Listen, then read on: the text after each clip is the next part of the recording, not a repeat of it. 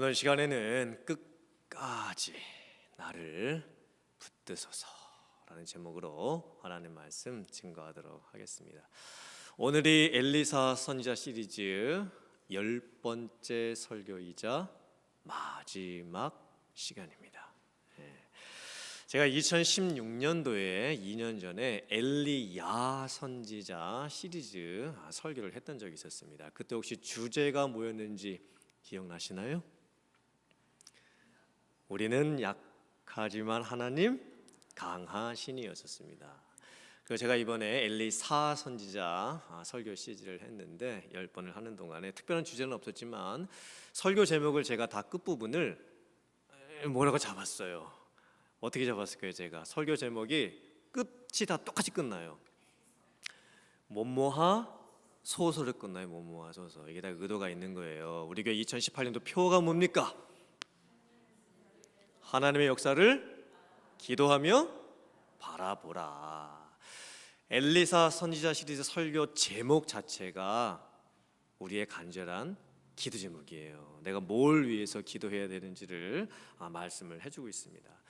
또 지난 설교를 통해서 살펴본 바 엘리사 선지자의 모습을 보면 하나님의 능력이 어떻게 나타나는가 이것을 잘 보여주고 있습니다. 제가 지난 주일에 열왕기하 8장에서 설교를 했는데 왜 갑자기 건너뛰어가지고 오늘 열왕기하 13장에서 엘리사 선지자 시리즈 마지막 설교를 하게 되는가? 열왕기하 9장, 10장, 11장, 12장 이 4장에서는요 여러 왕들에 대한 이야기가 나옵니다. 여러 왕들이 하나님의 말씀에 불순종하고 하나님 말씀 따르지 않고 우상 숭배하면서 여러 왕들이 교체되어지는 내용들이 나오고 엘리사 선지자 이야기는 안 나와요.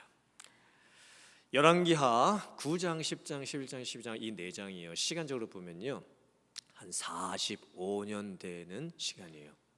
굉장히 긴 시간이 흘러가는 거죠.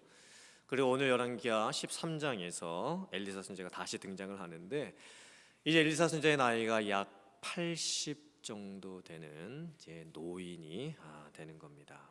그리고 엘리사가 죽을 병이 들었다 이렇게 기록되어 있습니다. 어떤 병이었는지는 모르겠지만 아마도 엘리사 선지자가 노환이 되었고 이제 소천할 때가 가까워 왔음을 말씀하고 있습니다. 이때 북이스라엘 나라의 요아스 왕이 엘리사 선지자를 찾아와 가지고 눈물을 흘리면서 말합니다. 왜 눈물을 흘릴까요? 이제 엘리사 선지자가 이 땅에 남아 있는 날이 얼마 남지 않았기 때문에 그래요. 죽을 날이 임박해 왔기 때문에 그렇습니다. 눈물을 흘리는 거예요. 네 아버지요, 네 아버지요 이렇게 2번씩이나 부릅니다. 왜 아버지라고 불렀을까요? 엘리사 선지자는 영적으로 정말 아버지였습니다. 이스라엘 나라의 중요한 지도자였습니다. 또 왕의 엘리사 선지자를 이렇게 부릅니다. 이스라엘의 병거여 마병이여. 병거와 마병이 뭐 할 때 쓰이는 거죠? 전쟁할 때 쓰이는 겁니다. 엘리사 선지자를 이스라엘의 병거요 마병이요 이렇게 불러준 이유는 엘리사 선지자가 가지고 있었던 영적 능력의 특별성 때문에 그렇습니다. 사람들이 가지고 있는 어떤 군사력보다 더 강한 영적 능력을 이 엘리사 선지자가 가지고 있었음을 말씀을 해주고 있는 거예요. 지금까지 설교를 통해서 살펴본 것처럼 엘리사 선지자는 수많은 사역들을 행했습니다. 그래서 엘리사 선지자의 별명이 하나 있는데요, 기적의 선지자입니다. 사실 우리가 엘리야 선지자에 대해서 좀 많이 알고 있는데 사실은 엘리사 선지자가 사역적인 면에 있어서는 더 많은 사역들을 했습니다. 하나님의 능력들을 나타내고 심지어 죽은 자까지도 살려내는 기적들을 많이 보여주게 되었죠. 하지만 엘리사 선지자도 이제 나이가 들게 되니 연약한 한 인간의 모습을 보여줍니다. 이제 죽을 병이 드는 거예요. 엘리사 선지자가 수많은 기적 같은 일을 일으켰지만 정작 자기에게 다가오는 이 죽음은 막아내지를 못합니다. 우리가 이 엘리사 선지자의 모습을 보면 참 인간이 얼마나 유한한 것인가 다시 한번 깨닫게 됩니다. 한때 하나님께 그렇게 귀하게 쓰임을 받았던 엘리사 선지자도 이제는 사명을 다 하고 이제 병이 들어서 하나님께 돌아갈 날을 기다리고 있는 거예요. 시편 71편 18절의 말씀입니다. 하나님이여, 내가 늙어 백발이 될 때에도 나를 버리지 마시며 내가 주의 힘을 후대에 정하고 주의 능력을 장래의 모든 사람에 전하기까지 나를 버리지 마소서. 이건 다윗의 고백입니다. 다윗이 파란만장한 인생을 다 살고 나서 하나님께 간절히 기도했던 내용이에요. 하나님, 제가 백발이 되어 있는 지금 이 시점에 하나님, 저를 버리지 마라 주시옵소서. 다윗이 소년 시절에 왕으로 기름 부음을 받지요. 그리고 약 10년 정도를 사울 왕에게 쫓겨다니는 인생을 삽니다. 그리고 그의 나이 30세에 왕위에 올라가지고 40년을 왕으로 통치를 합니다. 40년 기간 동안 다윗 왕이 보여주었던 모습은요, 전무후무했던 왕의 모습이었습니다. 하나님께 선택받아서 하나님께 귀하게 쓰임 받았던 왕의 모습을 보여줍니다. 신본주의적인 정통성을 가진 왕으로서 이스라엘 나라 역사상 가장 위대한 왕으로 하나님께 쓰임을 받은 거예요. 왕권을 견고하게 하고 하나님의 어떤 그 나라를 이루는 놀라운 역사들을 이루어냈습니다. 근데 다윗 왕이 이제 인생 후반부에 보여주는 모습은 좀 안타까운 모습들도 있죠. 밧세바와의 그 동침 사건을 통해 가지고 죄를 짓게 되고 또 스스로 그 죄성에 야기된 온갖 삶의 어려움과 질고들을 겪어야만 했었습니다. 또 인생의 말년에는 아들들이 왕이 되겠다고 반역을 일으킵니다. 왕권에 반역해서 이 아들들이 반란을 일으키는 거예요. 그래서 다윗 왕이 맨발로 왕궁에서 도망까지 가야 하는 수모까지 겪어야 했습니다. 이제 다윗 왕이 인생을 다 살고 나서 백발이 되었을 때에 인생이 무엇인가 다시 한번 생각해 보는 거예요. 그리고 인생사를 고백하기 시작하는 겁니다. 사람의 인생이 참 아무것도 아니구나. 인생의 참된 의미들을 이 세상에서는 정말 발견할 수가 없는 거구나. 참된 삶의 가치와 목적을 하나님 안에서, 하나님 섭리 안에서 발견을 해야 되는 것이구나. 내가 인생을 살아야 되는 이유나 목적과 존재, 가치 모든 것들이 다 하나님께 달려 있는 것이구나. 그러면서 다윗이 이렇게 고백하는 거예요.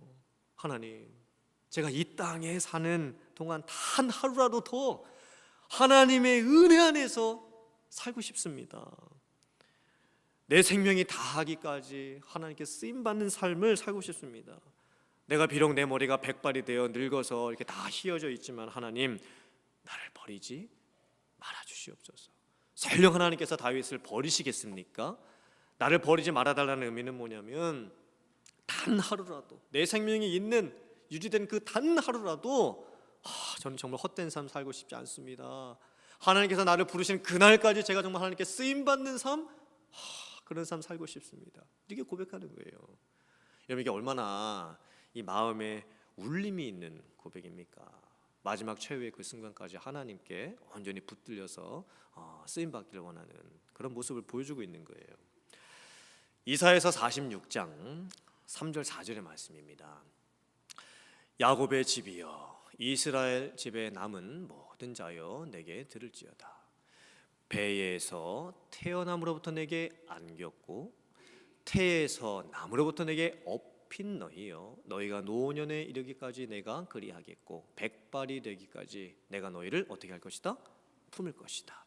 내가 지었은즉 내가 업을 것이요 내가 품고 구하여 내리라. 아멘.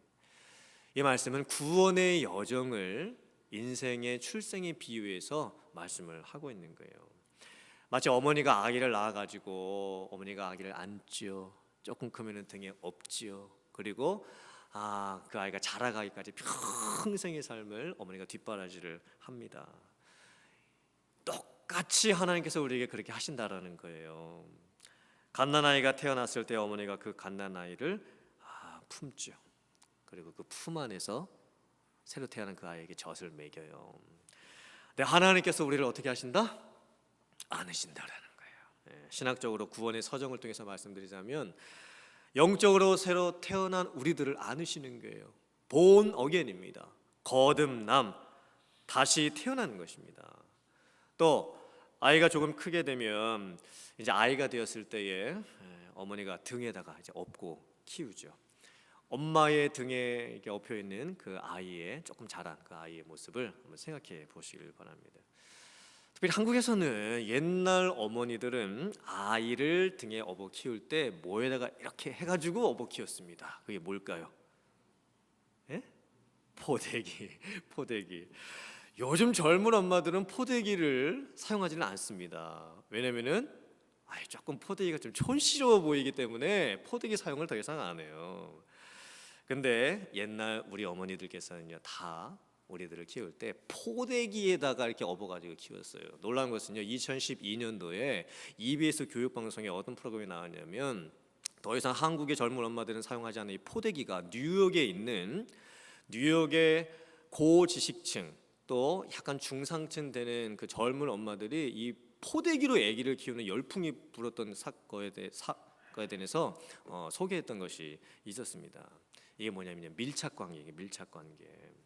근데 하나님이 우리를 어떻게 키우신다고요? 등에 업어 키운다고 말씀을 하고 있는 거예요. 사실 이 이사야서의 말씀은 미국 사람들, 유럽 사람들은 NIV 영어 성경 갖고 읽어도요, 이해가 안 되는 부분이에요.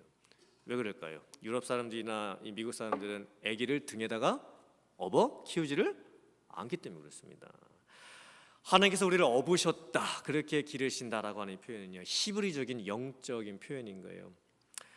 하나님께서 구원받았지만 아직 미성숙한 우리들을요, 업으시며 돌보시는 거예요. 우리들 양육해 가시는 겁니다. 구원의 서정으로 말하자면 성화이지요. 하나님의 이 등 역할을 하는 것이 바로 교회인 겁니다. 우리가 교회를 다니면서 구원받은 백성답게 점점 성장해 가고 변화되어 가는 것이죠. 마지막으로 백발이 되고 또 노년이 될 때까지 하나님께서 끝까지 붙들어 주십니다. 우리가 죽고 나서 천국 갈 때까지 하나님께서 끝까지 지켜주실 것을 약속해 주고 계시는 거예요. 이것을 구원의 서정으로 말하자면 견인이라고 말을 할 수 있습니다. 종교 개혁자들이 신앙의 고백을 했는데 개혁주의 신앙 고백 5개 가운데에서 그 마지막 하나가 성도의 견인이라는 신앙 고백이 있습니다. 견인, 이게 자동차를 견인한다 할 때 견인이 아니라 참고 견디고 인내한다라는 의미에서의 견인인 거예요. 성도의 견인이라고 하는 신앙 고백은 뭐냐면요, 하나님이 끝까지 붙드신다는, 하나님이 절대 나를 놓지 않으신다라는 거예요. 하나님께서 나를 부르셨죠? 또 나를 구원하셨죠? 그리고 나의 일평생의 구원의 여정 가운데 함께 해주고 계시죠? 때로는 우리가 일시적인 방황을 할 수가 있어요. 그러나 하나님의 은혜가 우리 가운데 계속 유지됨으로 인해서 우리는 결국에는 최종적인 구원의 완성까지 이르러갈 수 있는 거예요. 한 번 구원은 영원한 것입니다. 한 번 받은 구원은 절대 그 구원이 무효화되지 않습니다. 왜 그러냐? 구원은 사람이 하는 일일까요? 아니면 하나님이 하시는 일일까요? 구원은 하나님이 하시는 일입니다. 하나님께서 우리를 택하셨죠. 우리를 부르셨죠. 거듭나게 하셨죠. 회개하게 하셨죠. 의롭다 여겨주셨죠. 하나님 자녀 삼아 주셨죠. 거룩하게 해주셨죠. 견디게 하시고 인내하게 해주십니다. 그래서 우리의 구원이 죽을 때까지 확실히 보장이 되는 거예요.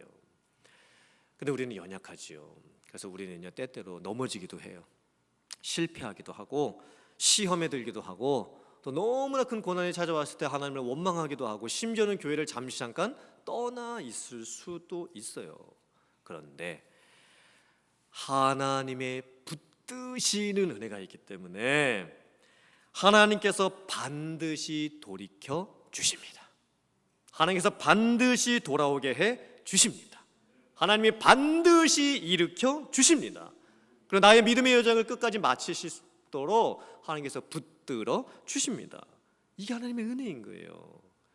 오늘 성경 말씀을 이제 보면 엘리사 선지자가 죽는 그 마지막 순간까지 하나님의 손에 붙들려서 쓰임 받는 모습을 보여주고 있습니다. 엘리사 선지자가 지금 이제 죽을 병이 들었잖아요. 다 힘든 거예요. 뭘 더 이상 할 수가 없어요. 이제 얼마 안 있으면 하나님이 부르시면 가야 되는 거예요. 그런 상황인데도 불구하고요, 엘리사 선지자는 끝까지 하나님이 붙드시는 손에 꽉 붙잡혀요. 그리고 마지막 순간까지 사명을 다하는 삶을 살아가는 거예요. 엘리사 선지자가 어떤 모습을 보여주고 있을까? 엘리사 선지자가 이 북이스라엘 왕이었던 요아스 왕에게 활하고 이 화살을 가져오라고 시킵니다. 그러는 왕에게 왕이시여 활을 잡으소서, 그리고 동쪽 창문을 여소서. 그러면서는 엘리사 선지자가 자기의 손을 이 왕의 손 위에 이렇게 얹어줘요. 그래서 왕이 화살을 이렇게 쫙 당겨가지고 딱 쏘겠죠. 그럼 이제 화살이 멀리 슝 하고 이제 날아갈 거예요. 그때 엘리사가 선포합니다. 여호와를 위한 구원의 화살이로다. 지금 엘리사 선지자가 뭐 하고 있는 거예요? 뭔가 의미를 담고 있는 영적 세리모니를 하고 있는 거예요. 엘리사 선지자가 자기의 손을 그 요아스 왕 그 손 위에 이렇게 얹어주지요. 이게 무슨 의미일까요? 자기에게 있는 하나님의 영적인 능력이 그대로 다 왕에게 가기를 원한다. 지금 그 의미를 담고 있는 거예요. 엘리사 선지자가 이제 곧 하나님의 부름을 받고 천국에 가고 난 뒤에도 엘리사 선지자가 더 이상 땅에는 남아있지 않지만 엘리사 선지자의 능력만큼은 여전히 왕과 함께 있어서 왕이 전쟁을 할 때에 하나님이 반드시 붙들어 주실 것이다. 하나님이 반드시 그 손을 붙잡아 주실 것이다. 지금 이런 간절한 마음을 가지고 엘리사 선지자가 왕에게 그렇게 해주고 있는 겁니다. 왕이 그때 뭘 느꼈을까요? 활을 딱 잡아가지고 화살을 이렇게 힘들게 이렇게 쫙 당기고 있을 때 그때 왕이 이걸 느끼는 거예요. 하나님의 능력이 나와 지금 함께하고 계시는구나. 하나님이 지금 나를 붙들고 계시는구나. 하나님께서 나를 놓지 않으시는구나. 왕이 이 확신을 이제 하게 되는 거예요. 엘리사 선지자가 화살을 쏘게 한 뒤에 멀리 힘있게 날아가는 그 화살을 보면서 여호와를 위한 구원의 화살이로다 이렇게 선언을 하지요. 즉 전쟁의 승패가 사람이 많냐 적냐 뭐 전략과 전술이 어떻게 돼 있냐 이런 거에 달려 있는 것이 아니라 모든 것이 지금 하나님의 손에 달려 있음을 철저하게 신앙적으로 고백을 하고 있는 겁니다. 그리고 나서 엘리사 선지자가 또 한 번의 영적인 세리머니를 해요. 이번엔 요아스 왕에게 화살을 잡으라고 합니다. 그리고 화살을 가지고 땅을 치라고 하는 거예요. 그래서 요아스 왕이 화살을 잡고 땅을 한 번, 두 번, 세 번 딱 치고 딱 그만둬요. 그때 엘리사 선지자가 갑자기 화를 냅니다. 왕이여, 대여섯 번 정도는 치고 그쳐야지 어찌 세 번 정도까지만 치고 그치나이까? 그러면서 이제 막 화를 내는 거예요. 사실 성경 말씀이 있는 우리들로서는 좀 이해가 되지 않습니다. 아니 화살을 이렇게 뭐 쏘는 거지 화살 갖고 이렇게 땅을 치지는 않잖아요. 그리고 엘리사 선지자가 화살로 땅을 뭐 여러 번 치소서 이렇게 이야기를 해준 것도 아니고 그냥 단순하게 화살로 땅을 치소서 이렇게 얘기해 준 것뿐인데 그 왕이 화살로 땅을 세 번밖에 안 친 거 그게 그렇게 책망받을 일이 되는 걸까요? 엘리사가 그것 때문에 지금 왜 화를 내고 있는 걸까요? 사실 엘리사 선지자의 이 속마음에는요 두 번째에도 뭔가 영적인 의미를 담아두고 왕에게 그걸 시킨 거였어요. 그 의미는 뭐냐면 화살을 멀리 힘있게 딱 쏘는 것과 마찬가지로 이 화살로 땅을 치는 의미는 앞으로 전쟁을 할 때에 하나님께서 그 전쟁에서 승리를 하게 해주신다. 그 의미를 담고 있는 거였습니다. 근데 요아스 왕은 두 번째에 담겨 있는 그 영적인 의미를 전혀 깨닫지를 못하고 있는 거예요. 아니 이 화살 갖고 왜 땅을 치라고 그러냐? 아무 의미 없이 치고 그냥 끝내버린 거예요. 그때 엘리사 선지자가 왕에게 이야기를 합니다. 왕이여, 왕이 세 번밖에 땅을 치지 않았으므로 왕이 아람 나라를 앞으로 세 번만 쳐서 전쟁에서 승리를 하게 될 겁니다. 만약에 화살로 땅을 더 많이 쳤더라면 그 전쟁에서 완벽하게 승리를 하게 되었을 겁니다. 라고 하면서 안타까워하는 거예요. 엘리사가 지금 왜 이런 거를 하고 있는 걸까요? 왜 화살로 땅을 치라고 했을까? 이것은 과거에 엘리사 선지자가 일으켰던 기적과 연관이 있습니다. 열왕기하 2장 14절의 말씀입니다. 엘리야의 몸에서 떨어진 그의 겉옷을 가지고 물을 어떻게 한다? 치며 이르되 엘리야의 하나님 여호와는 어디 계시니까 하고 그도 즉 엘리사 선지자도 물을 치매 물이 어떻게 됩니까? 이리 저리 갈라지고 엘리사가 건너니라라고 되어 있습니다. 이 모습은 예전에 엘리야 선지자가 하나님의 부름을 받고 승천했을 때 겉옷 하나를 엘리사 선지자에게 남겨줬어요. 근데 그때 엘리사 선지자가 어떻게 하냐면 그 엘리야 선지자의 겉옷을 가지고 요단강 앞에 가서 그 겉옷을 가지고 요단강 물을 딱 칩니다. 그랬더니 물길이 막 이러면서 물길이 생기는 거예요. 그러면서 한 번 또 칩니다. 또 칩니다. 또 칩니다. 계속 치면서 지금 요단강을 어떻게 하는 건가요?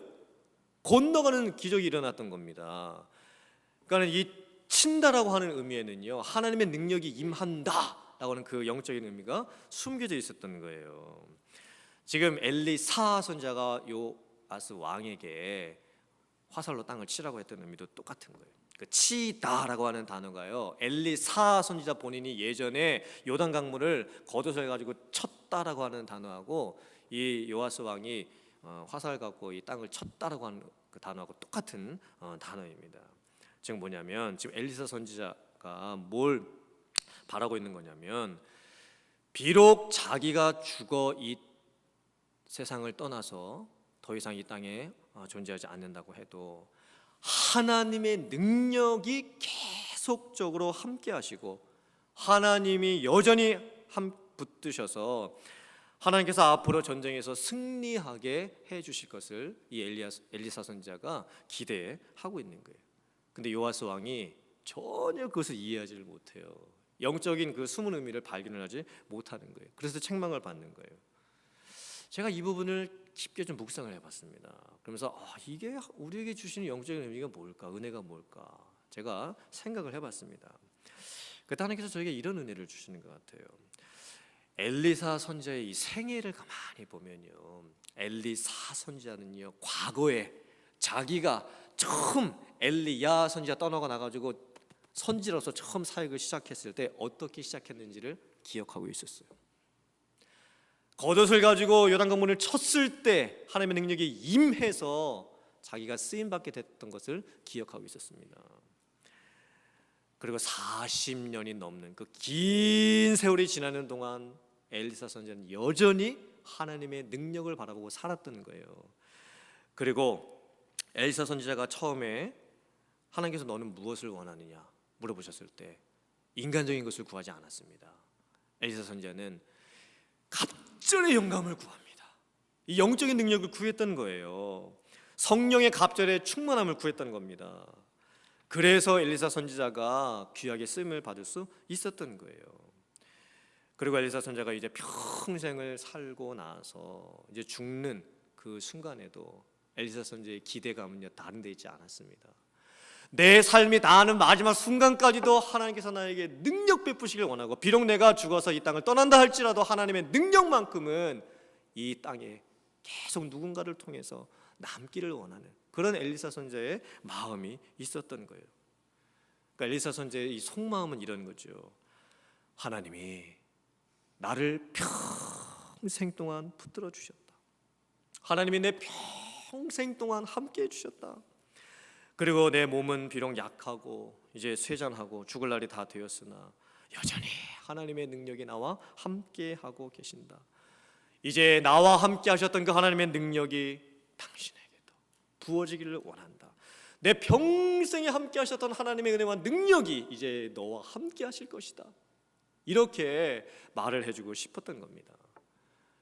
이게 얼마나 죽음을 앞두고서 장엄하고 또 웅장하고 그 위대한 그 모습입니까? 엘리사 선지자는요, 마지막 죽는 그 순간까지도 감격이 있었어요. 감격. 비록 자기가 죽어 더 이상 땅에는 존재하지 않는다 하더라도 평생의 삶에 함께 하셨던 그 은혜 감격, 그게 아직까지도 마음속에 가득 담아 있었던 거예요. 엘리사 선지자는요, 처음 사역을 시작할 때부터 마지막 사역을 마칠 때까지요, 하나님이 붙들어 주셨어요. 꽉 붙잡아 주셨습니다. 그 능력의 팔에 붙잡혀서 쓰임을 받았던 거예요. 얼마나 귀한 삶의 모습입니까? 더 놀라운 것은 무슨 말씀이냐면, 오늘 성경 말씀이 마지막으로 보여주는 엘리사 선지자의 모습을 보면요, 진짜 놀라워요. 엘리사 선지자가 이제 죽지요.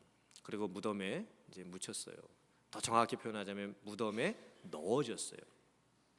한국의 장례 문화는 사람이 죽으면 관에다가 시신을 넣어가지고 이제 땅에다가 이제 묻죠. 이제 매장을 하는 거예요. 근데 이스라엘의 장례 문화는 구멍이 뚫려 있는 동굴에다가 시신을 천으로 쌓아가지고 이렇게 넣어둡니다. 그리고 동굴 입구를 굴릴 수 있는 돌로 이렇게 막아두는 거예요. 그래서 같은 동굴 무덤 안에 여러 구의 그 시신이, 가족 시신이 이렇게 같이 함께 놓여져 있는 경우가 종종 있었습니다. 근데 마지막 모습이 어떤 모습이 나타나냐면, 어떤 한 죽은 그 시신을 엘리사 선지자의 시신이 있는 동굴에다가 넣었을 때 그 죽었던 시신이 잠깐 회생해서 일어나는 그런 역사가 일어나는 겁니다. 여러분, 이게 무슨 뜻입니까? 왜 성경은 이 엘리사 선지자의 마지막 모습을 이렇게 기록하고 있을까요? 엘리사 선지자는요, 죽고 나서도 무덤 안에서조차도 하나님의 능력을 드러낼 수 있는 도구로 쓰임을 받은 거예요. 약하고 부족하고 연약한 한 인간이 하나님의 손에 붙들리게 되었을 때에 얼마나 능력 있는 삶을 살 수 있는가를 보여주는 말씀인 겁니다. 하나님의 붙드시는 그 은혜가 얼마나 크고 놀라운 것인지를 말씀해주고 계시는 거예요.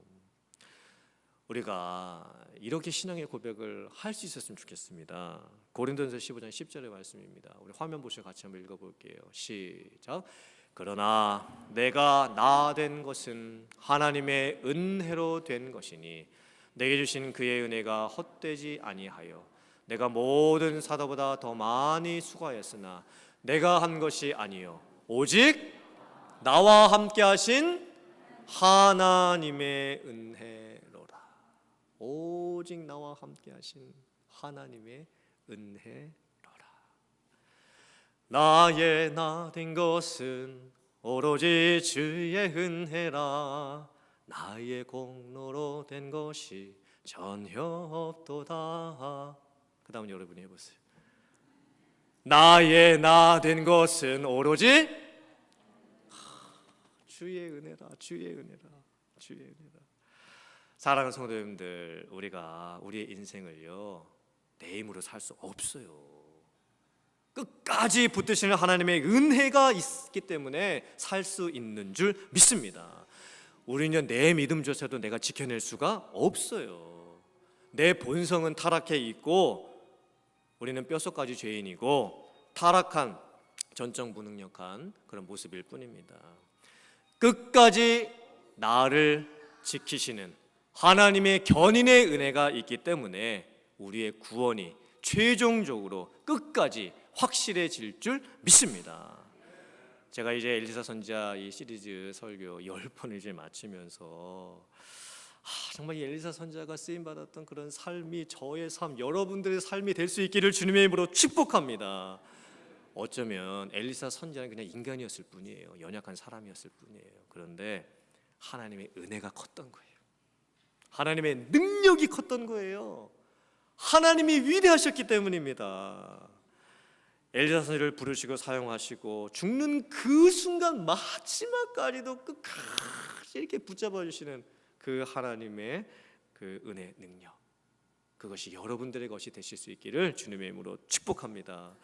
여러분의 삶에 어떤 고난과 아픔과 절망의 순간이 찾아온다 할지라도 끝까지 나를 붙들어 주시는 하나님의 손에 붙들려 인생을 살아가시고 하나님 앞에 쓰임 받으실 수 있는 여러분들 다 되실 수 있기를 주님의 이름으로 축원합니다. 아멘.